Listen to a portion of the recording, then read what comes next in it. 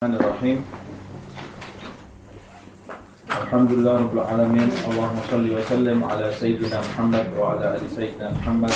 Nawaitu ta'allum wa ta'lim wa tadakkur wa tadhkir wa naf'a wal intifa' wal ifadah wal istifadah wal had ala tamassuk bi kitabillah wa sunnati rasulih wa du'a ila al-huda wa dalalah ala al-khair ibtigha'a wajhillah wa mardatihi wa qurbihi wa thawabihi subhanahu wa ta'ala.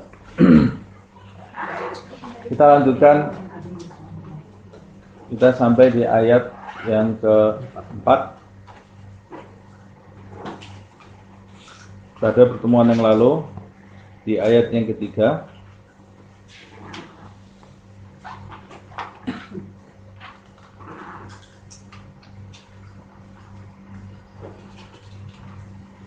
Oh, ayat keempat sudah. Sudah, sekarang ayat kelima berarti ya. Ya, di ayat yang keempat kita sudah membahas Allah Subhanahu wa taala menyebutkan secara umum hal-hal yang dihalalkan, yaitu makanan at-thayyibat. At-thayyibat itu makanan yang tidak ada larangannya di dalam syar'i dan yang baik untuk kita makan, tidak menjijikkan dan baik untuk kesehatan. Kemudian di dalam ayat yang lalu kita juga sudah sama-sama membahas bagaimana binatang yang ditangkap melalui hewan buruan, bagaimana hukumnya. Sebab yang ditangkap melalui hewan buruan itu berarti secara tidak langsung dia tidak mati disembelih. Dan dalam ayat itu Allah menjelaskan boleh dengan syarat-syarat yang sudah kita pelajari di pertemuan yang lalu. Dengan syarat pada saat melepaskan hewan itu, wadhkurusmallahi alaihi, sebutlah nama Allah Subhanahu wa ta'ala dan ittaqullah, bertakwalah kalian kepada Allah Subhanahu wa ta'ala terhadap hewan buruan itu, karena hewan itu adalah kenikmatan dari Allah Subhanahu wa ta'ala yang diberikan kepada kalian, makanya harus kalian perlakukan dengan baik. Termasuk saya sempat membahas hewan kurban. Apalagi hewan kurban yang memang diperuntukkan untuk menjalankan sunnah Nabi Muhammad SAW, yang sebagian ulama menganggap Idul Adha itu lebih afdal daripada Idul Fitri, walaupun dua-duanya sunnah muakkadah ya. Termasuk sholatnya lebih afdal. Kenapa lebih afdal? Sebab sholat sunnah Idul Adha itu ada nasnya di dalam Al-Quran. Tidak ada sholat Idul Fitri. Inna a'tainakal kautsar fasalli li rabbika. Sholatlah kalian. Yaitu yang dimaksud sholat di situ adalah sholat Idul Adha. Fasalli li rabbika wanhar, dan cacarkanlah darah.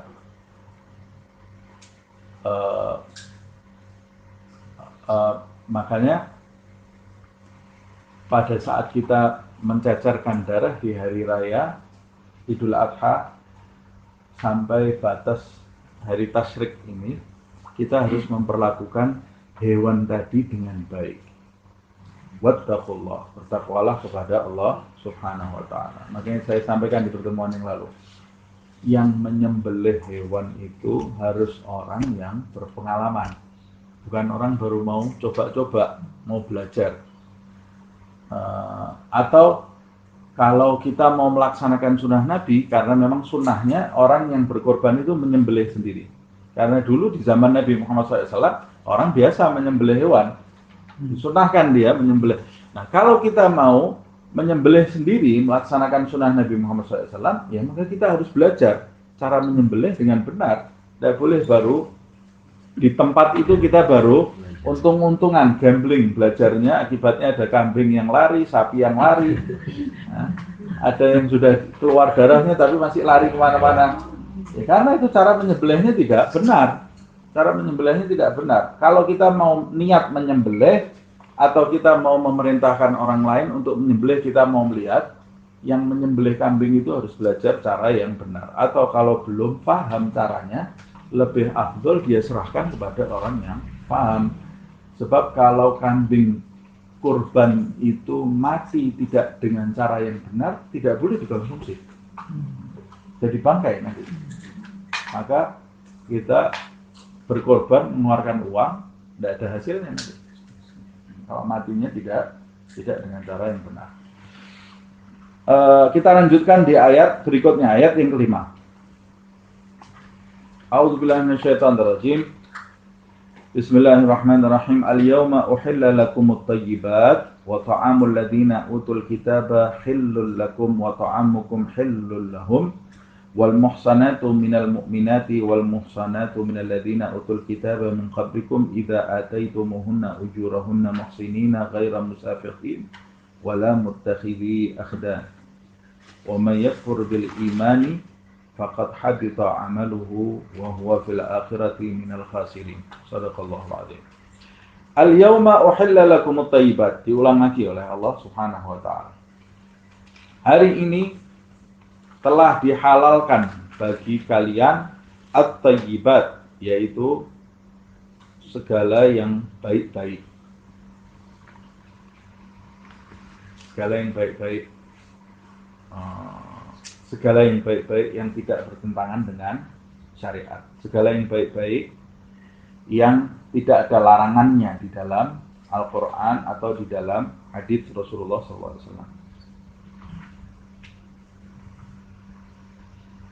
Baik itu makanan secara spesifik atau segala hal. Termasuk pakaian, termasuk tunggangan, termasuk tempat tinggal, termasuk pasangan, pasangan yang baik-baik, yang dihalalkan dan yang baik-baik. Yang baik-baik itu yang baik buat dunia kita dan akhirat kita.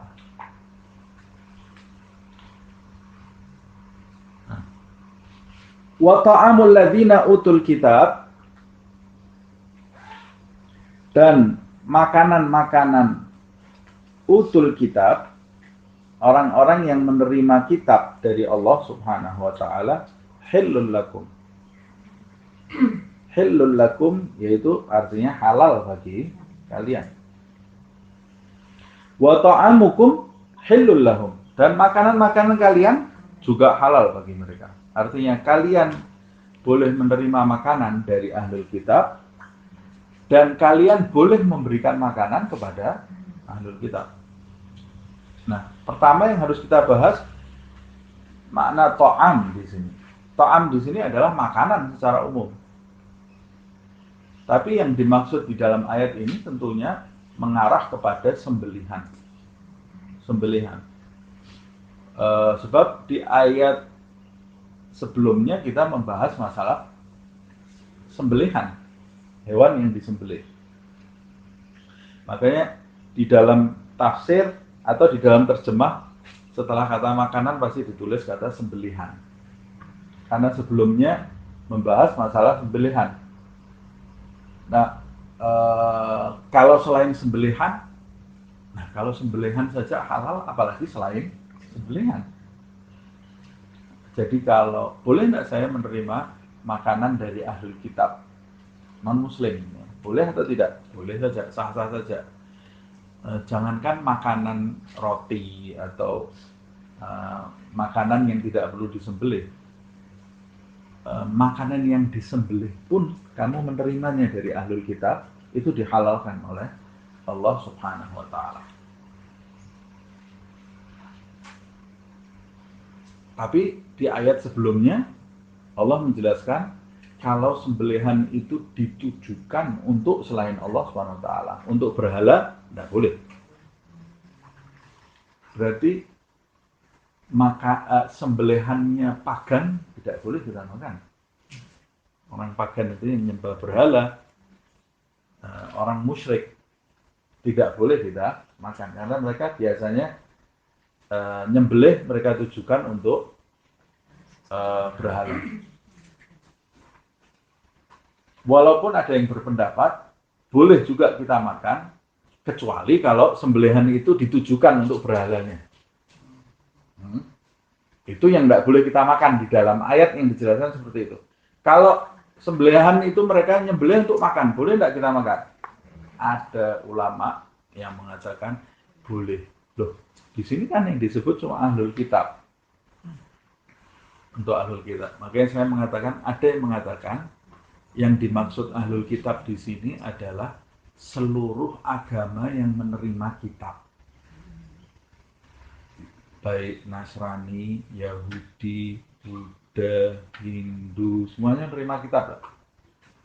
Punya kitab, maksudnya utul kitab, punya kitab. Tapi ini pendapat yang sangat menyimpang.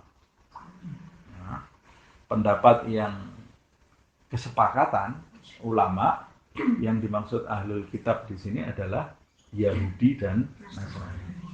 Dari mana pendapat yang mengatakan utul kitab itu setiap orang yang menerima kitab? Dari pendapat Abdullah bin Abbas. Abdullah bin Abbas ini mengatakan tidak ada bedanya dengan Nasrani dan Yahudi dan penyembah berhala. Kata Abdullah bin Abbas, tidak ada bedanya.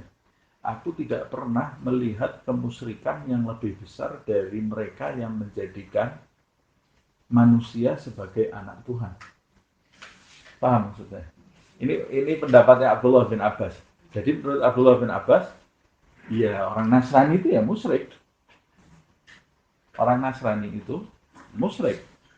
Dia menyembah sesuatu selain Allah Subhanahu wa ta'ala. Nah, beda dengan orang Yahudi. Kalau orang Yahudi menyembah Allah Subhanahu wa ta'ala, walaupun sekelompok Yahudi pernah menyembah Uzair. Tapi tidak semua orang Yahudi menyembah Uzair. Nah, tapi kalau Nasrani, ya memang keyakinannya Isa itu anak Tuhan. Nah, jadi menurut Abdullah bin Abbas, ya sama lah. Orang Nasrani itu juga musyrik. Jadi berarti boleh tidak saya makan makanan Nasrani? Abdullah bin Abbas, dari pendapat Abdullah bin Abbas itu malah justru menarik kesimpulan yang dimaksud utul kitab ini segala agama yang punya kitab. Baik Nasrani atau Yahudi atau selainnya. Tapi saya sampaikan ini pendapat yang menyimpang. Apa yang dimaksud pendapat yang menyimpang? Pendapat yang bertolak belakang dari sebagian, mayoritas pendapat ulama pada waktu itu. Mayoritas pendapat ulama yang dimaksud utul kitab ini adalah Yahudi dan Nasrani. Kenapa mereka bisa menjadikan spesifik Yahudi dan Nasrani? Ya karena memang Yahudi dan Nasrani itu memang kafir dan Nasrani itu musyrik, tapi memang Allah membedakan mereka dengan selain mereka.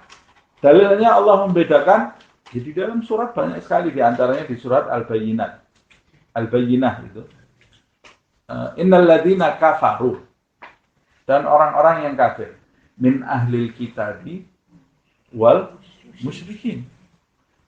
Allah membedakan antara ahlul kitab dengan orang-orang musyrik. Berarti ahlul kitab ini musyrik yang tidak dikategorikan musyrik oleh Allah Subhanahu wa taala. Jadi dalam pengelompokannya dia itu dibedakan oleh Allah Subhanahu wa taala. Karena dia musyrik yang menerima kitab.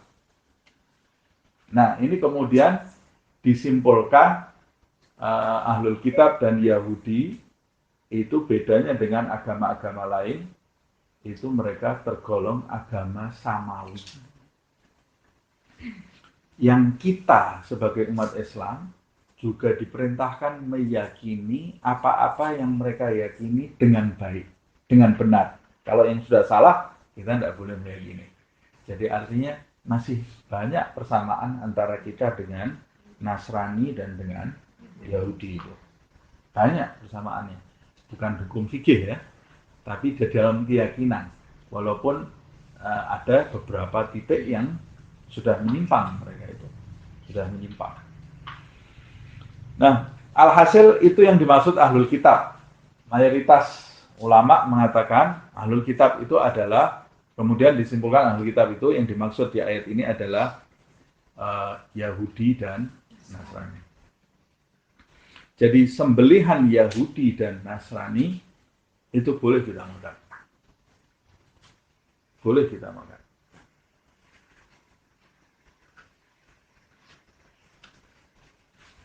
Nah, setelah kita menyimpulkan mayoritas ulama mengatakan ahlul kitab itu adalah Yahudi dan Nasrani, sekarang ini lalu ulama mencetuskan lagi permasalahan baru. Siapa yang memang benar-benar disebut Yahudi dan Nasrani? Apakah setiap orang yang Nasrani itu Nasrani yang disebut di dalam ayat ini, dan setiap Yahudi itu adalah Yahudi yang dimaksud di dalam ayat ini? Terjadi perbedaan pendapat juga di antara ulama, dan semuanya pendapat kuat-kuat ini.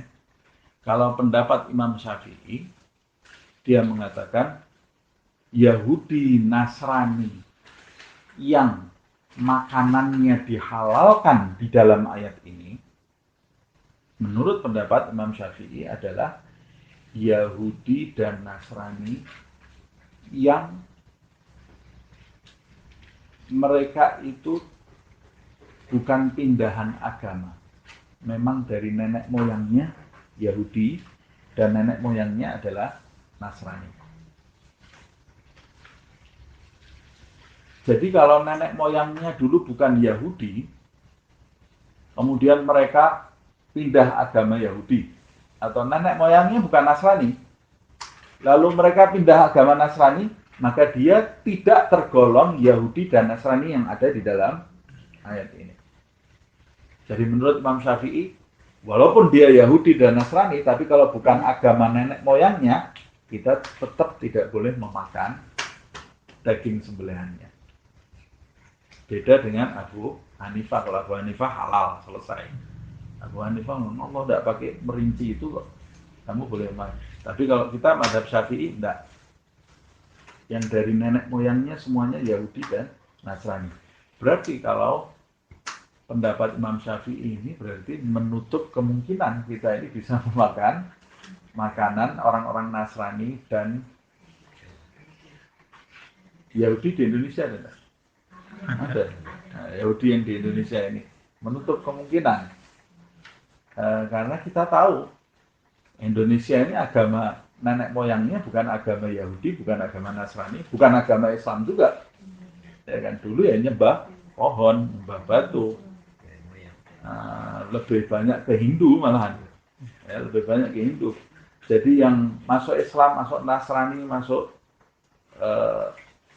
Yahudi kalau ada, nah, itu bukan agama asli nenek moyang. Nah, jadi dia tidak disebut ahlul kitab. Orang Nasrani di Indonesia ini tidak disebut ahlul kitab yang dimaksud di dalam ayat ini. Ini menurut mazhab Syafi'i. Jadi kita makan dagingnya tidak boleh. Nah, siapa terus orang Yahudi dan Nasrani yang nenek moyangnya Yahudi dan Nasrani? Wallahu a'lam. Nah, mungkin orang Israel, itu jelas itu. Orang Israel itu nenek moyangnya tidak ada yang berubah. Semuanya Yahudi. Jadi kalau kita pergi ke Israel sana makan kambing, sembelihannya sama, perlu tanya lagi. Mau disembelih orang Yahudi atau orang Muslim, kita boleh makan. Karena kita tahu orang Israel itu ya nenek moyangnya Yahudi semuanya. Nah, atau kalau Nasraninya mungkin Vatikan. Kita pergi ke Vatikan sana, disuguhi kambing, sudah makan. Karena itu nenek moyangnya pasti Nasrani dan dari Romawi dulu tuh kan, dari Roma dulu. Tapi kalau selain itu di Amerika belum tentu. Di negara-negara Eropa, negara Eropa dulu pagan semuanya, nyembah dewa-dewa semuanya. Mereka itu sama dengan Indonesia juga. Nah itu menurut mazhab Syafi'i. Kemudian wa ta'amukum hillul lahum. Kamu juga bisa memberi makan kepada mereka. Kepada orang-orang ahlul kitab.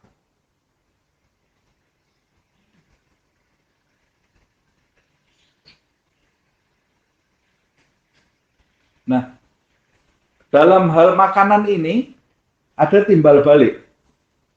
Ya kan? Ta'amul ladina utul kitaba hillul lakum wa ta'amukum hillul lahum. Ada timbal balik. Kamu boleh makan makanannya ahlul kitab juga boleh makan makanan kamu. Tapi giliran urusan perempuan tidak ada timbal balik. Wal muhsanatu minal mu'minati. Ya. Dan wanita-wanita perempuan yang menjaga kehormatannya. Bukan wanita yang nakal. Wanita-wanita perempuan yang menjaga kehormatannya. Itu juga uhilla lakum. Dihalalkan bagi kalian. Siapa yang dihalalkan? Wanita-wanita beriman yang menjaga kehormatannya. Plus wal muhsanatu minal ladina utul kitab min qablikum. Dan wanita-wanita yang mendapat kitab, yaitu wanita-wanita ahlul kitab, juga dihalalkan bagi kalian. Nah, ini dalil pernikahan beda agama. Pernikahan beda agama itu boleh atau enggak? Boleh, tapi ada syaratnya. Yang pertama, syarat pertama, yang boleh itu laki-laki muslim menikahi wanita yang beda agama. Perempuan muslimah sama sekali tidak ada dalilnya menikahi laki-laki yang beda agama. Tidak dibolehkan sama sekali. Dalilnya apa? Dalilnya ayat ini. Giliran makanan ada timbal balik. Wa ta'amukum halul lakum. Tapi giliran perempuan tidak ada timbal balik itu. Tidak ada ayat ini wal muhsanatu minal mu'minati hillul lahum. Nah, tidak dihalalkan bagi utul kitab, bagi ahlul kitab. Tapi Allah mengatakan ahlul kitab wanita-wanitanya halal buat kalian. Jadi yang pertama hanya laki-laki yang dibolehkan. Yang kedua hanya ahlul kitab. Hanya ahlul kitab. Berarti selain ahlul kitab tidak diperbolehkan. Ada laki-laki beriman mau menikahi selain ahlul kitab, tidak diperbolehkan. Siapa ahlul kitab? Sekali lagi hanya Yahudi dan Nasrani. Nah, kembali lagi, siapa Yahudi dan Nasrani yang dimaksud? Menurut mazhab Syafi'i, Yahudi dan Nasrani yang nenek moyangnya adalah Yahudi dan Nasrani. Berarti orang mukmin laki-laki beriman di Indonesia ini tidak diperbolehkan menikahi wanita Nasrani yang ada di Indonesia. Tidak diperbolehkan menurut mazhab Syafi'i. Tidak diperbolehkan. Nah, kenapa? Karena nenek moyang mereka bukan orang Nasrani. Bukan orang Nasrani. Makanya tidak diperbolehkan. Menurut mazhab Syafi'i tertutup laki-laki beriman di Indonesia ini menikahi wanita Nasrani atau wanita Yahudi, kecuali yang asli sana di Vatikan atau di Israel sana. Nah, kemudian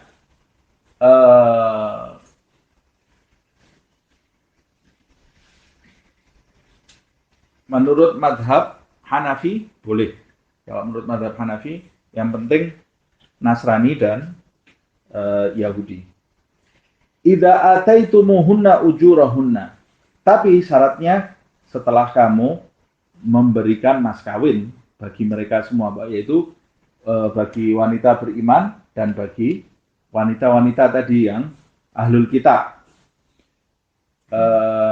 Syaratnya setelah kamu memberi mas kawin, muhsinina ghaira musafihin, dan perempuan-perempuan itu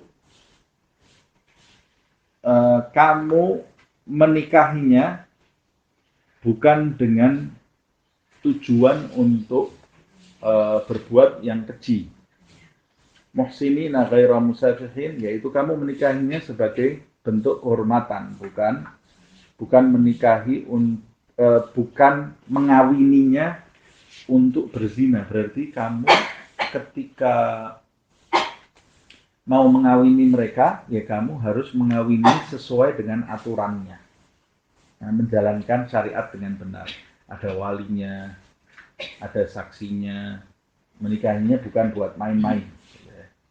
Mengawini di sini harus ada aturan-aturannya. Baik itu wanita beriman atau wanita ahlul kitab. Wala muttakhidhi akhdan, dan bukan juga mengawininya dengan niat kamu menjadikannya gundik-gundik.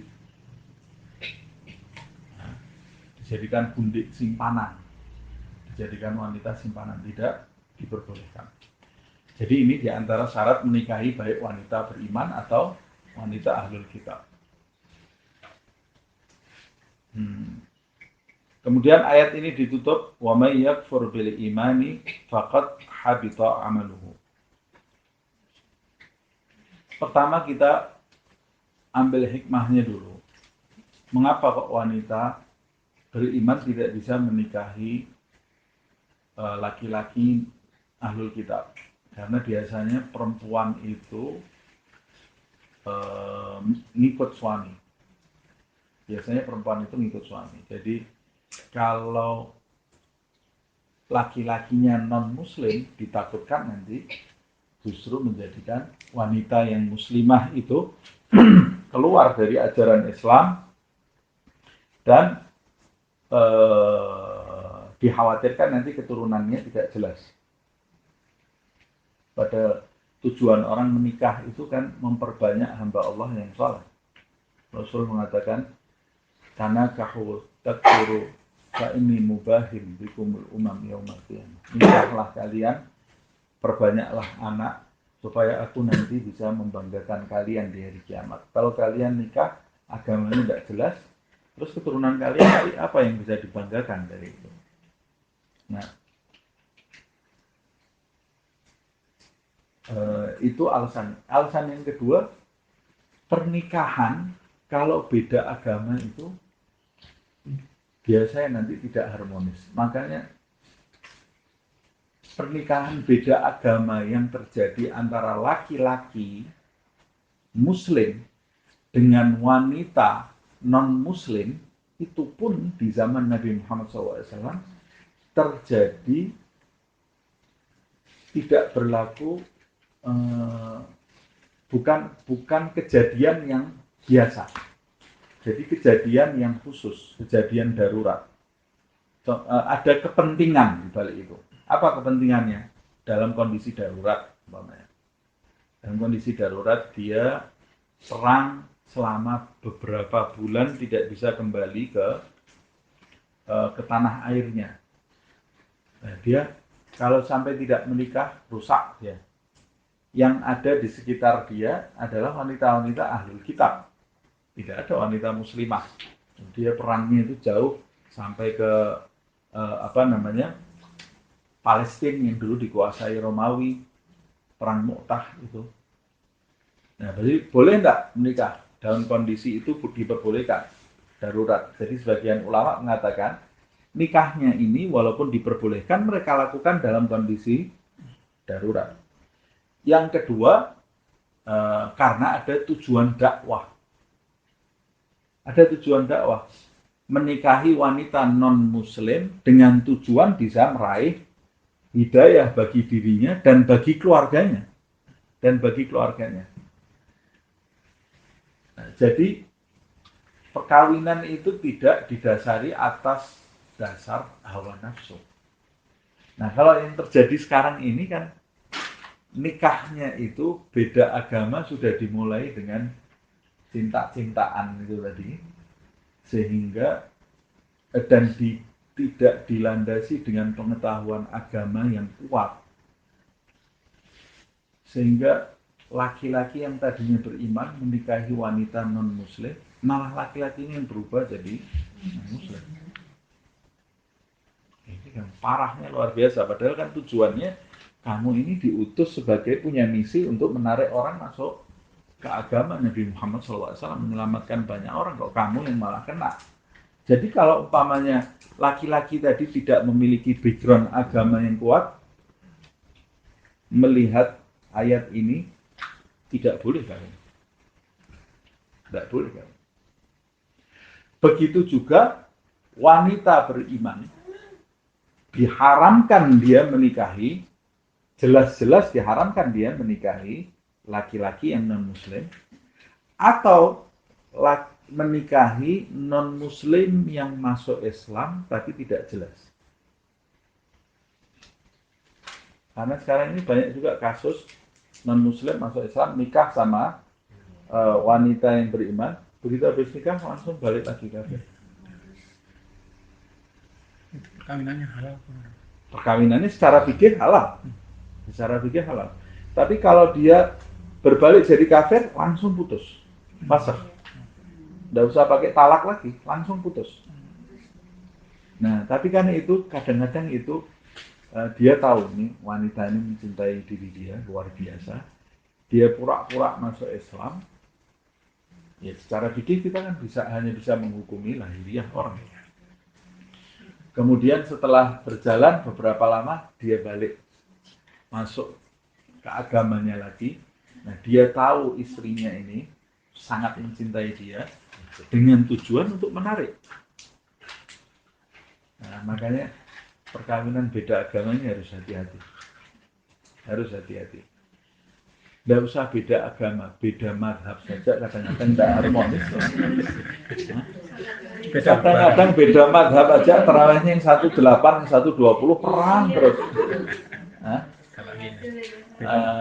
Yang satu kunut, yang satu tidak kunut. Itu kadang-kadang tidak harmonis. Nah, sekarang lebih parah lagi, beda politik bisa cerai sampai ada. Nah, yang satu pilih presidennya A, yang satu presiden B.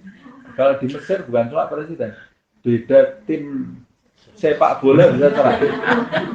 Nah, di Mesir itu, yang istrinya bela tim A, yang suaminya bisa kalah timnya istri. Ini biasanya istri ini yang bisa kalah. Istrinya timnya kalah, ngamuk dia minta cerai gara-gara sepak bola. Nah, di Indonesia ini juga sekarang banyak kasus perceraian. Nah, alangkah baiknya ini jadi pertimbangan. Karena keserasian itu sangat penting di dalam pernikahan. Makanya ada kafaah. Syarat kafaah itu keserasian itu sangat penting sekali. Kafaah itu bukan hanya nasab saja, ya, sangat luas sekali. Dan termasuk masalah agama lebih penting lagi dari kafaah ini. Masalah agama ini. Ya.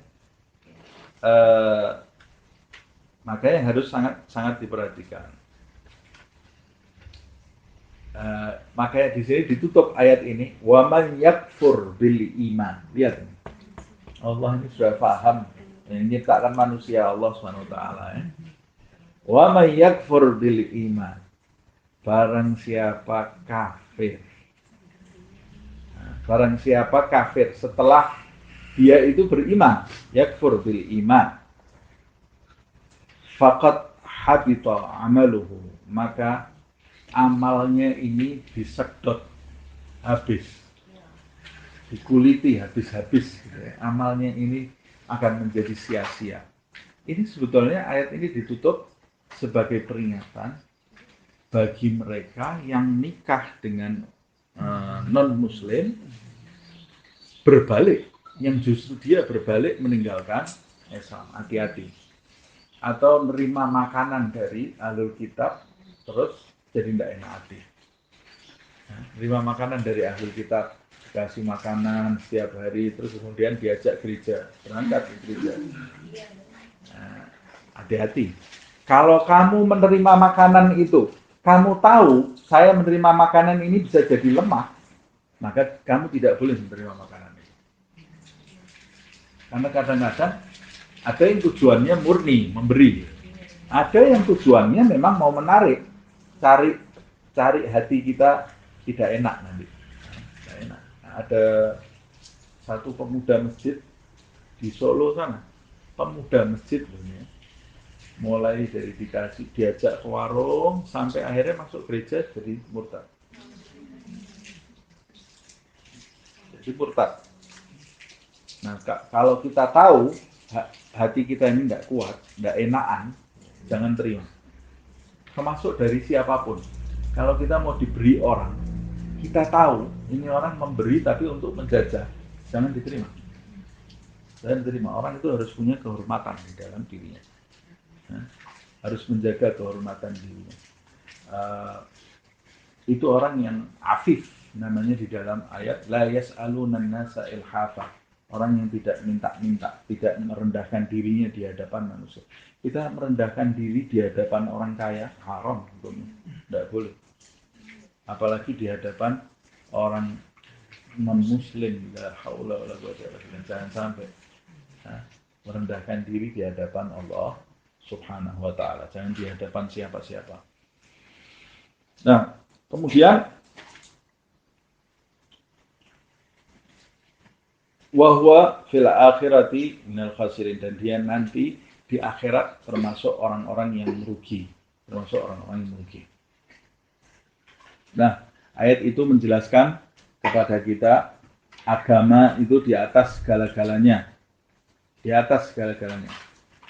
Siapapun boleh meninggalkan kita asal kita jangan ditinggal Allah Subhanahu wa ta'ala. Para sahabat Nabi Muhammad SAW, jangankan istrinya, ibunya ini ya, itu sampai bilang ke mereka, kalau kamu tidak balik ke agama nenek moyang kamu, lu meninggalkan agama Muhammad SAW, saya tidak makan, tidak minum sampai mati. Ibunya, saya tidak mau makan, saya tidak mau minum sampai kamu meninggalkan agamanya Muhammad SAW. Ibunya ini ngancam sampai seperti itu. Tidak makan, tidak minum, betul ibunya. Sampai berhari-hari. Sampai saudara-saudara dia yang kafir datang ke dia. Kamu yang membunuh ibu kita. Nah, orang kalau diposisikan dalam kondisi seperti itu pasti berat sekali kan maksudnya. Ibunya sendiri. Kalau sampai ibu kita mati, kita yang akan menuntut darah kamu, kata saudara-saudara. Mana ibu saya? Ibu kami lihat tergeletak di rumahnya dalam keadaan lemah, tidak makan, tidak minum. Datang, dia mendekati telinga ibunya, kemudian berbisik, ya Ummah, hei ibu, kalau kamu mati seperti ini di depan saya, kemudian hidup lagi, kemudian mati lagi, hidup lagi, mati lagi, 9 kali, saya tetap tidak akan meninggalkan agama Muhammad SAW. 9 kali kamu kayak gini, saya tidak akan meninggalkan agama Muhammad SAW. Ibunya ini sudah lemah. Wah, ini berarti kuat ini anak saya. Habis itu ibunya tidak didudukkan, ambilkan air, minum, ibunya tidak kuat. Buka langsung ibunya, dia tahu ini anaknya sudah hatinya seperti baja. Ya. Bayangkan mereka ini ibu sama Allah. Allah. Nah, orang zaman sekarang kayak film India semua kan, nenyek semuanya gitu. Wah, rela meninggalkan agamanya demi seorang wanita, atau seorang wanita rela meninggalkan Muhammad SAW demi seorang pria. La haula wala quwwata illa billah. Nauzubillah min dzalik. Makanya kita banyak-banyak berdoa, ya mughalibal qulub wal absar, tsabbit qalbi. Amin. Banyak-banyak berdoa, itu doa yang paling banyak dipanjatkan oleh Rasulullah SAW. Wahai yang membolak-balikkan hati, tetapkanlah hati kami dalam agama. Wala tamutunna illa wa antum muslimun. Jangan kalian mati kecuali kalian dalam keadaan Islam. Nah, ajarkan ini kepada diri kita, kepada anak-anak kita yang masih muda-muda. Ya. Wah, anak saya masih TK, dari TK itu mulainya. Anak saya masih SD, dari SD itu. Ajarkan terus, tanamkan kepada mereka, di dalam hati mereka, agama ini segala-galanya. Tidak ada kompromi dalam agama. Agama ini segala-galanya. Jadi sampai di dalam kepala mereka ini tidak terlintas melirik wanita yang non-muslim atau melirik laki-laki yang non-muslim. Mau gantengnya seperti apa, kalau akhirnya di neraka ya apa manfaatnya? Tidak ada manfaatnya sama sekali. Dan kemudian kita lanjutkan. Ayat berikutnya, ya ayyuhalladzina amanu, hai orang-orang yang beriman. Idza qumtum ila salati, jika kalian hendak bangkit mendirikan sholat. Maksudnya idza qumtum ila salati, kalian berdiri tegak menuju kepada sholat. Maksudnya kalian hendak melaksanakan sholat. Jadi sudah bulat hati kalian untuk melaksanakan sholat.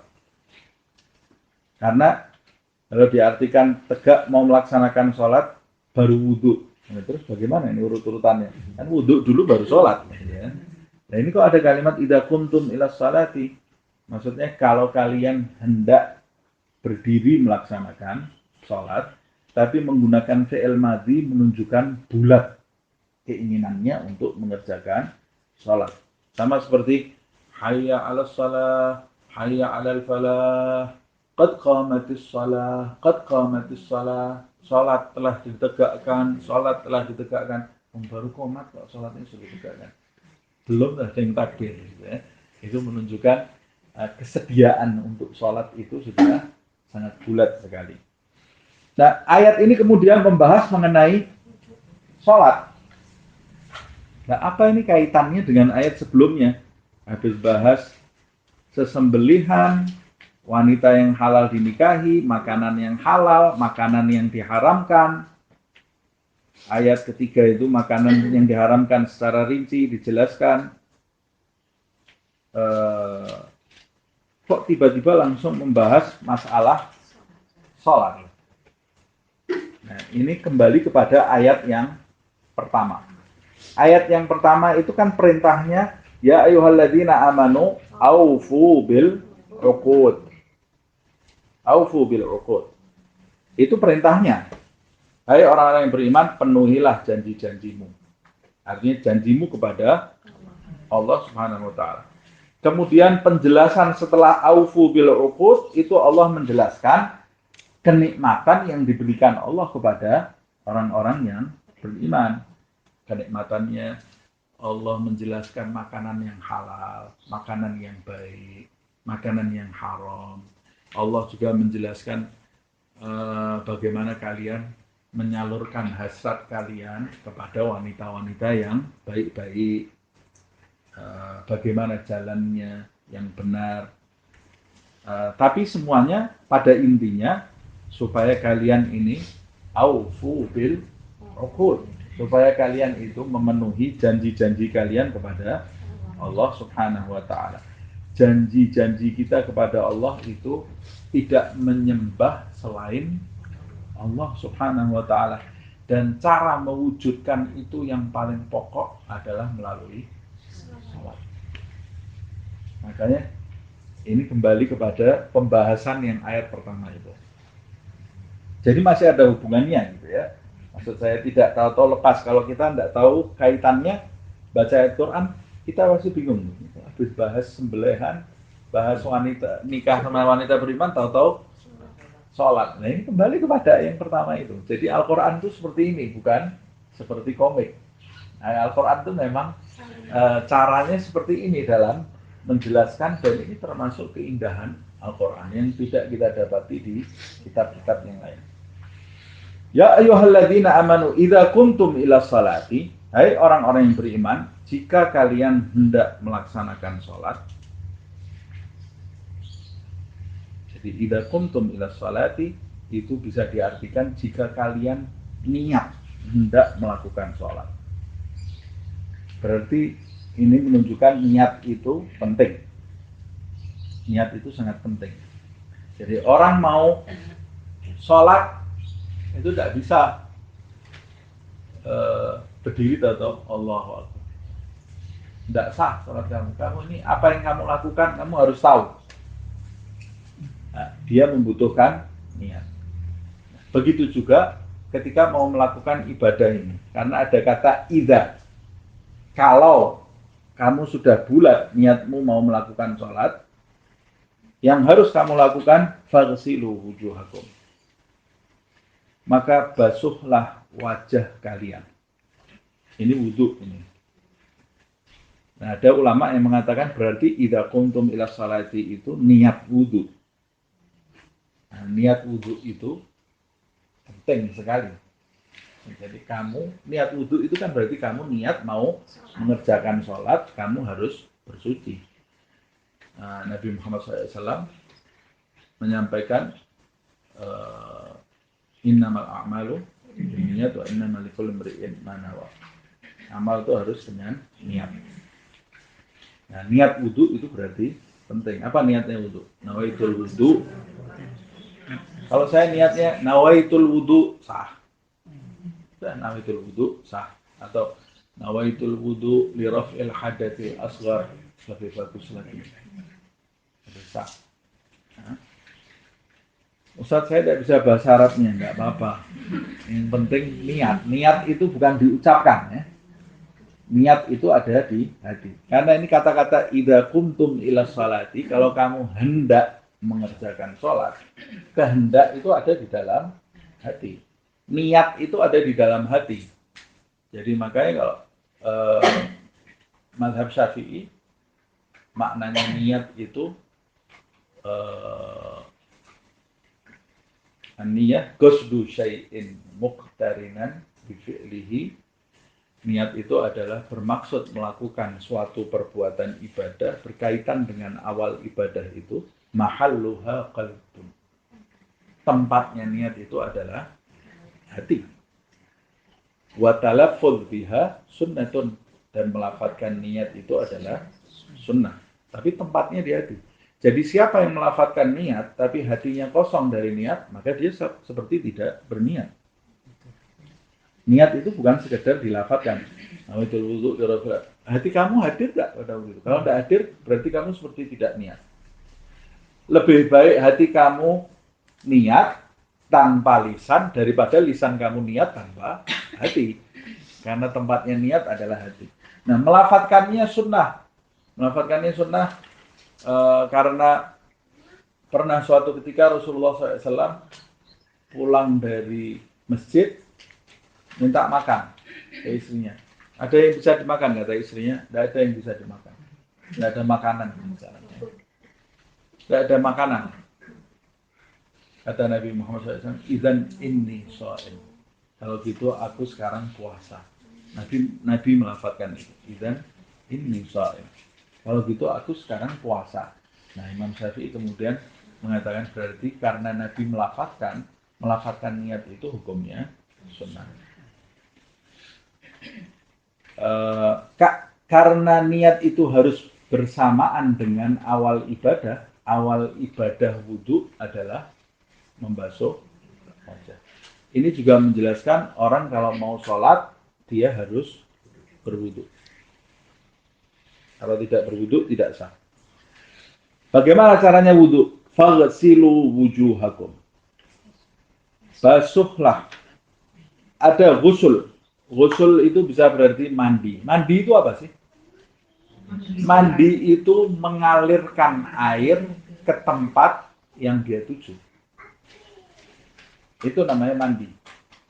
Ketika kita mengalirkan air di kepala kita, berarti kita pada saat itu ghuslul ras atau ghuslul badan. Ketika air itu kita alirkan di badan kita. Itu namanya ghusl, mengalirkan air. Berarti ketika ada perintah di dalam ayat ini faghsilu wujuhakum,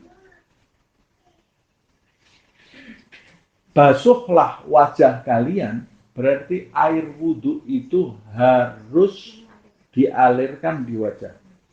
Kalau tidak dialirkan di wajah, tidak sah. Nah, karena saya sering melihat ada orang berwudhu, ambil air, ini namanya musab. Nah, ambil air. Ini musab, ini bukan ghusl. Nah, bagaimana yang betul? Yang betul itu diambil air. Lihat, airnya diambil, ditadahi ini ya, ditadahi ini, kemudian diguyur terlebih dahulu di wajah, baru kemudian diusap. Kalau tidak ada proses mengguyur, maka dia tidak sedang membasuh wajah, tapi dia mengusap wajahnya. Nah, kemudian ada kata wujuhakum, wujuh itu jamak dari wajah. Apa yang dimaksud dengan wajah? Ini pelajaran fikih ini ya. Yang dimaksud dengan wajah di sini adalah wajah itu segala sesuatu yang menghadap. Segala sesuatu yang menghadap itu namanya wajah. Secara bahasa, wajah itu segala sesuatu yang menghadap. Makanya wajah kita ini, wajah dalam bahasa Indonesia itu kata serapan dari bahasa Arabnya. Wujuh, wajah. Wujuh itu wajah-wajah. Jadi bahasa Indonesia wajah itu asalnya dari bahasa Arab, wajhun. Nah, kenapa wajah kita ini disebut wajhun? Karena setiap kita berbicara yang kita hadapkan adalah ini. Makanya ini disebut wajah. Kan tidak ada tuh orang kalau bicara kepalanya ngadep sana, tidak ada. Kalau mau bicara ya harus berhadap-hadapan. Makanya ini disebut wajah. Nah, apa batasan wajah di dalam fikih ini?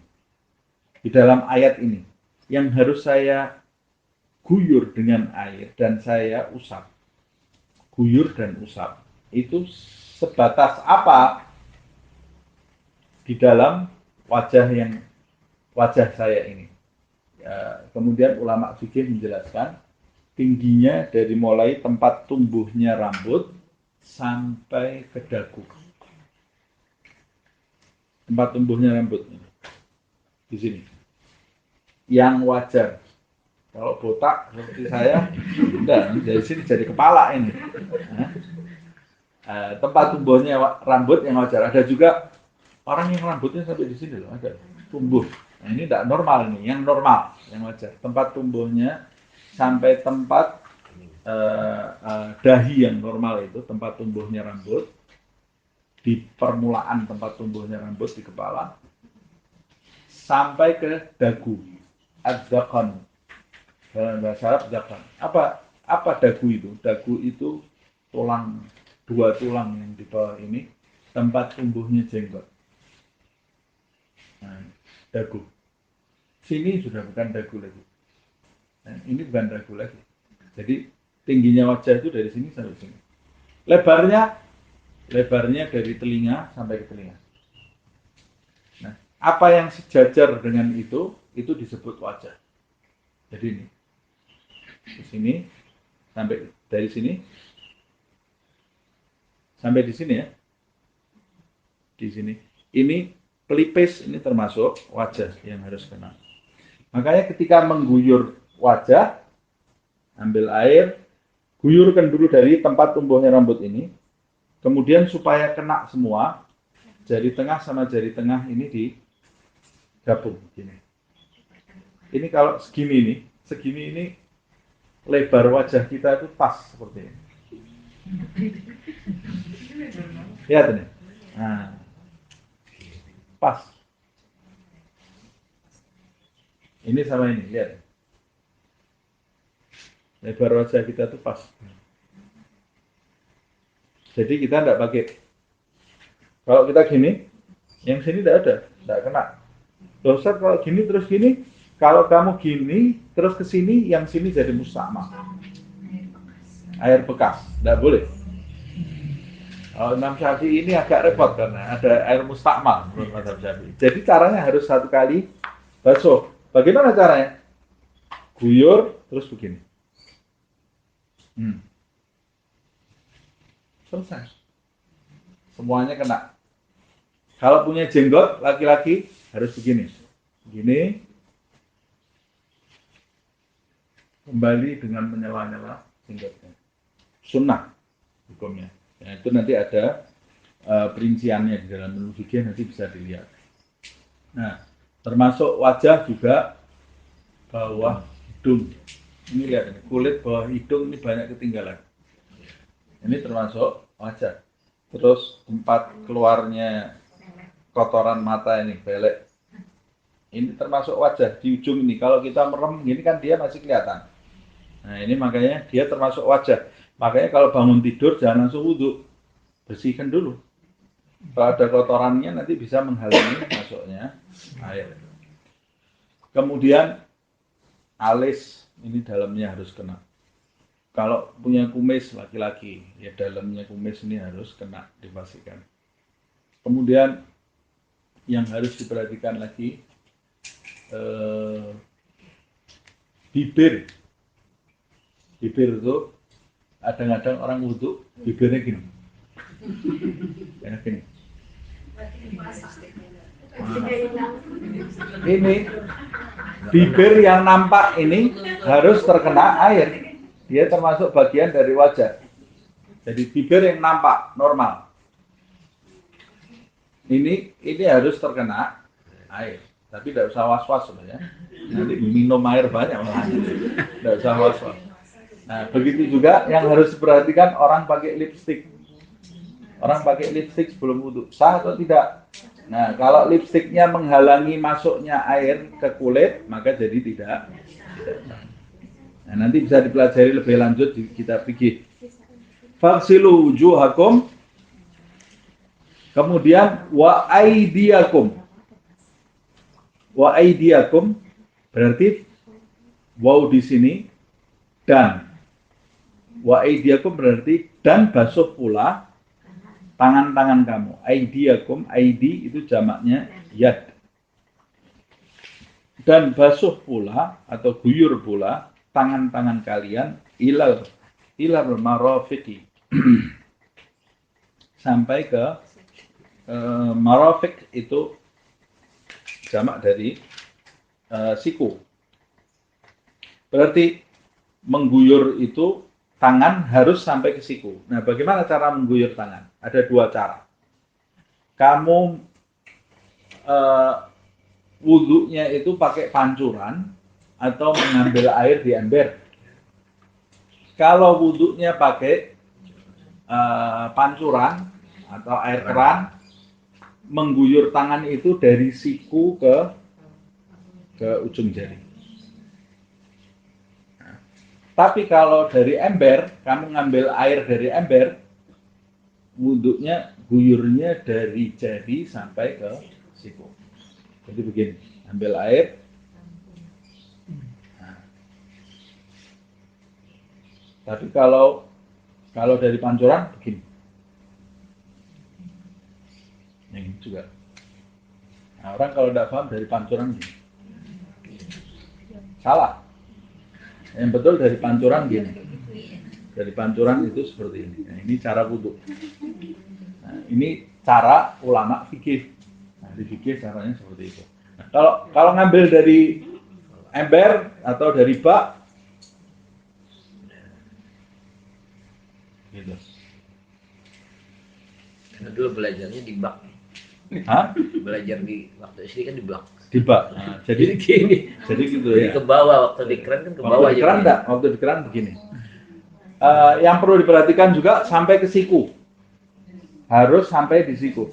Nah, siku itu apa? Siku itu di sini kan? Ya. Tapi Imam Syafi'i mengatakan sampai di atas siku sedikit. Loh kan ini perintahnya ilal marafiq. Tapi Imam Syafi'i punya kaidah ma yatimul wajib fahuwa wajib. Apa-apa yang menyempurnakan kewajiban maka hukumnya wajib. Kalau Allah memerintahkan sampai ke siku, supaya sempurna perintah itu, wajibnya di atas siku sedikit. Nah, itu dibuktikan oleh Imam Syafi'i. Kalau siku kita ini kalau lurus seperti ini. Begitu kita tekuk, ini jadi di bawahnya siku. Ya kan? Ini jadi di bawahnya siku. Jadi makanya lebih baik di atas sedikit. Kalau sunnahnya sampai ke pundak. Sunnah ini sampai ke pundak. Tapi kalau wajibnya menurut Imam Syafi'i sampai di atas siku sedikit. Kemudian wamsahu biru'usikum. Setelah tangan, nah ini bukan ghusul lagi, tapi imsah. Wamsahu, imsahu itu artinya usaplah. Wamsahu biru'usikum, dan usaplah. Allah tidak mengatakan wamsahu ru'usakum. Kalau perintahnya wamsahu ru'usakum, maka mengusap kepala itu wajib secara keseluruhan. Seluruh kepala wajib diusap. Tapi ada kata bi di sini. Bi itu bisa diartikan dengan sebagian dari kepalamu. Usaplah sebagian dari kepalamu. Karena ini menjelaskan yang wajib. Menjelaskan wajib. Jadi yang wajib kita mengusap sebagian dari kepala kita. Kalau mengusap berarti tidak harus dialirkan airnya. Bisa ambil air itu, celupkan tangan, kemudian diusap. Diusap sebagian.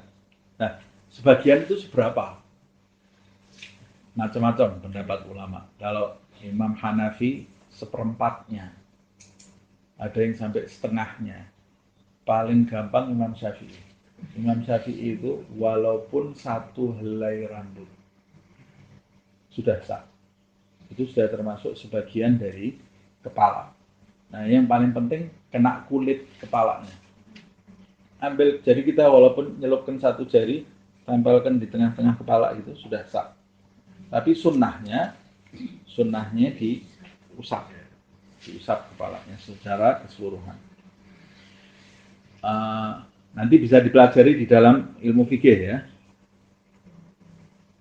Wamsahu biru'usikum wa arjulakum ilal ka'baini. Nah, karena ini fathah wa arjulakum, lihat ini pentingnya ilmu nahwu ini ya.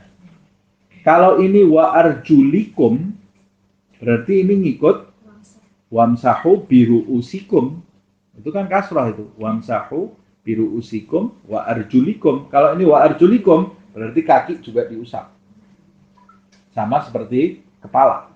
Tapi ayat ini wa arjulakum. Kalau ini wa arjulakum berarti ikut yang belakang. Wa aidiyakum, wujuhakum. Di fathah semua kan itu ya. Wujuha, aidiya, arjula. Tapi giliran kepala ru'usi. Nah, diusap. Nah, karena kemasukan ba itu harful jar gitu ya, jadi biru'usikum.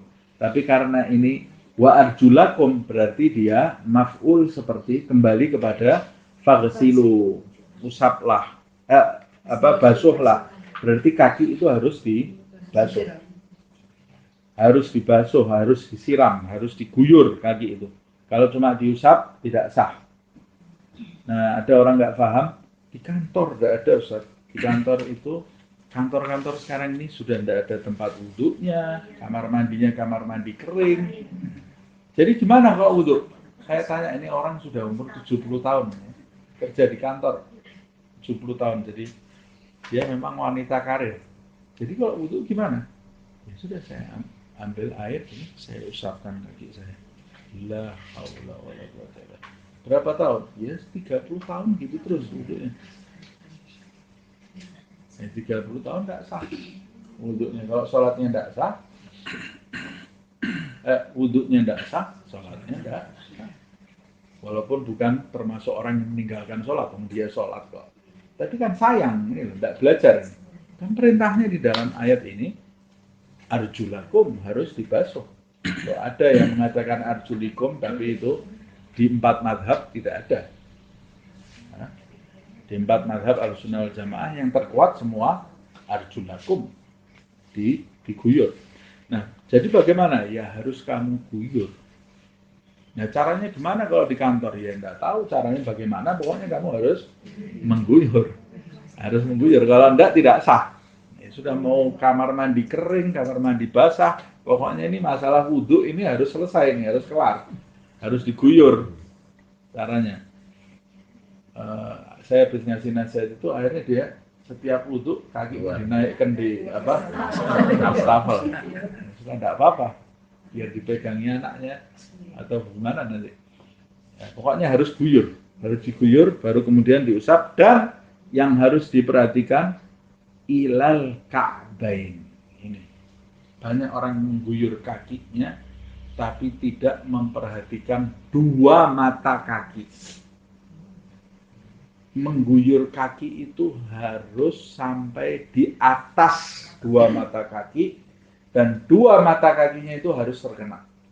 Ini ka'bain di sini maksudnya yang kanan dan kiri. Mata kaki, setiap kaki kan ada kanan dan kiri. Nah, itu harus terkena air. Imam Syafi'i mengatakan harus di atas itu, supaya lebih sempurna lagi. Nabi Muhammad SAW mengingatkan di dalam hadisnya, wailul lil a'qab, wailul lil a'qab, hati-hati orang yang basuh kaki, wudhunya jadi tidak sah. Wudhunya tidak sah karena dia tidak memperhatikan dua mata kakinya. Jadi kalau mau guyur kaki, mulai dari dua mata kaki itu, biar sah. Nah, ini baru setengah ayatnya, nanti kita lanjutkan di pertemuan berikutnya insya Allah. Nah, ini masalah wudhu. Nah, masalah wudhu ini terakhir dia harus tertib. Ini terakhir penutupan ini ya. Dia harus tertib. Nah, saya pernah menjelaskan dalilnya tertib ya karena Rasulullah wudhunya seperti itu. Rasulullah seumur hidupnya wudhunya ya berdasarkan urut-urutan ini. Nah, kecuali mazhab Hanafi, wudhu tidak tertib. Tertib itu sunnah. Tapi kalau mazhab Syafi'i, wudhu itu tertib termasuk rukun dari wudhu. Kemudian dalilnya lagi Imam Syafi'i mengatakan, seseorang datang ke Nabi Muhammad SAW, ya Rasulullah, saya sa'i harus dari sofa atau dari marwah dulu. Karena ini kata-kata di dalam ayat ini, kenapa sih kok Imam Hanafi mengatakan tidak tertib? Karena dia tidak menggunakan thumma. Kalau thumma kemudian itu tertib. Ini kan wa ini dan itu tidak mayufidut tertib, tidak menunjukkan tertib. Masuk ke dalam ruangan ini Ali dan Hasan dan Husain. Ya tidak harus Ali dulu, tidak harus Hasan kemudian Husain. Yang penting tiga-tiga itu masuk. Tapi kalau masuk ke dalam ruangan ini Ali, kemudian Hasan, kemudian Husain, nah itu baru tertib. Nah, ceritanya yang masuk harus tertib itu. Nah, di dalam ayat ini tidak summa tapi wa. Nah, tapi kata Imam Syafi'i, wawunya ini menunjukkan tertib. Dalilnya seseorang datang ke Rasulullah, ya Rasulullah, saya harus tawaf dari sofa dulu atau dari marwah dulu? Sa'i dari sofa dulu atau dari marwah dulu? Kata Rasulullah SAW, ibda'u bima bada'allahu bihi. Mulailah sesuai dengan yang Allah mulai. Allah memulainya dari sofa. Inna sofa wal marwata. Makanya mulai dulu dari sofa. Dari situ Imam Syafi'i kemudian mengatakan, ya begitu juga di wudhu. Nah, yang kedua dalilnya Rasulullah wudhunya ya tertib sesuai dengan urut-urutan yang disebut dari ayat ini. Yang ketiga, kalau mau difahami secara logika, kalau urut-urutan di dalam Al-Quran ini tidak menunjukkan tertib, mestinya Allah pertama kali membahas kepala dulu. Iya kan? Mestinya kalau orang itu berbicara, itu ini kan ayat ini wajah, tangan, kepala, terus kaki. Mestinya kalau tidak perlu tertib, Allah akan bahas kepala, wajah, tangan, kaki. Nah, urut dari atas ke bawah. Tapi karena urut-urutan itu penting, makanya Allah membahasnya sesuai dengan urutan ini. Nah, karena kepala itu memang sama Allah diletakkan nomor 3, itu berarti menunjukkan Allah menginginkan kita tertib ketika wudhu ini sesuai dengan ayat. Nah, itu makanya di dalam mazhab Syafi'i rukun wudhu ada 6. Yang pertama niat, yang kedua membasuh wajah, ketiga membasuh tangan, keempat mengusap kepala, kelima membasuh kaki, keenam adalah tertib. Artinya tertib la yuqaddimu udwan ala udwin. tidak mendahulukan rukun wudhu yang satu dari rukun wudhu yang lain. Wallahu a'lam bishawab. Nanti insyaallah kita lanjutkan di pertemuan yang akan datang.